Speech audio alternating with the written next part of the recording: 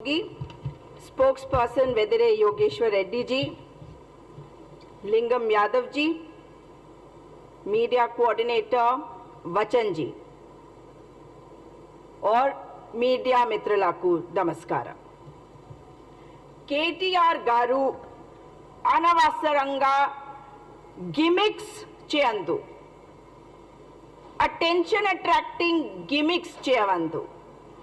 और आज जब बीआरएस ये देखे कि उनके नेता क्यों उन्हें छोड़ के जा रहे हैं, ये बात कर रहे हैं कि सरकार में क्या हो रहा है। अरे अपनी नाव को बचाओ, तुम्हारी पहले बड़ी सी शिप होती थी, शिप जो है अब छोटी सी बोट हो गई, क्योंकि छोड़ छोड़ के जा रहे हैं। जो बाकी बचे हैं वो माफिया निकल के आ रहे हैं, और मैं बताऊंगी आपको आगे कैसे।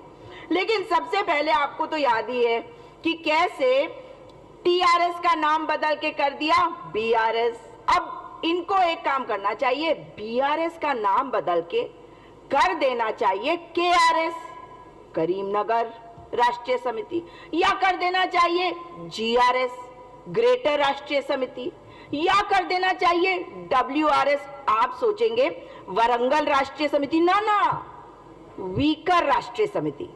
और ए से जेड तक होते होते बीच में आता है वीआरएस ना। आप सोचेंगे वेरी राष्ट्रीय समिति।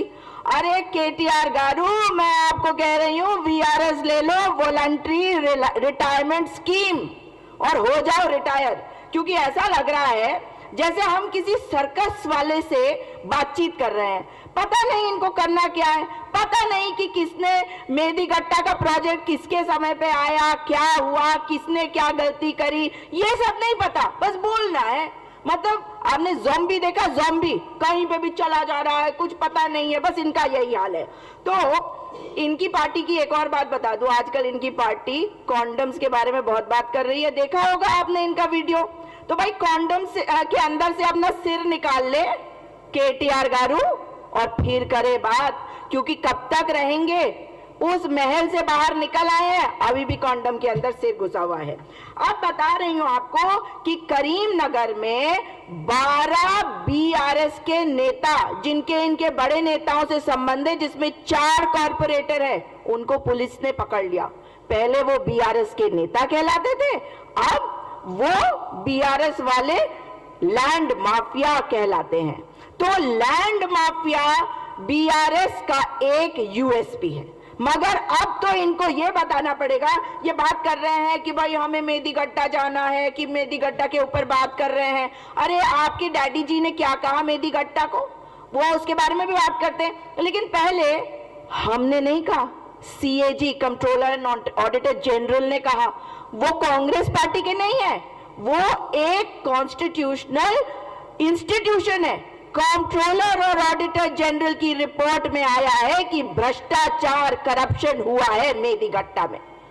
यह कहा है एनडीएसए ने, यानी कि नेशनल डैम सेफ्टी अथॉरिटी ने, कि अभी जो मेदीगट्टा प्रोजेक्ट है इस स्वरूप में इसका इस्तेमाल नहीं किया जा सकता, क्योंकि डिजास्टर भी हो सकता है, डेंजरस भी हो सकता है।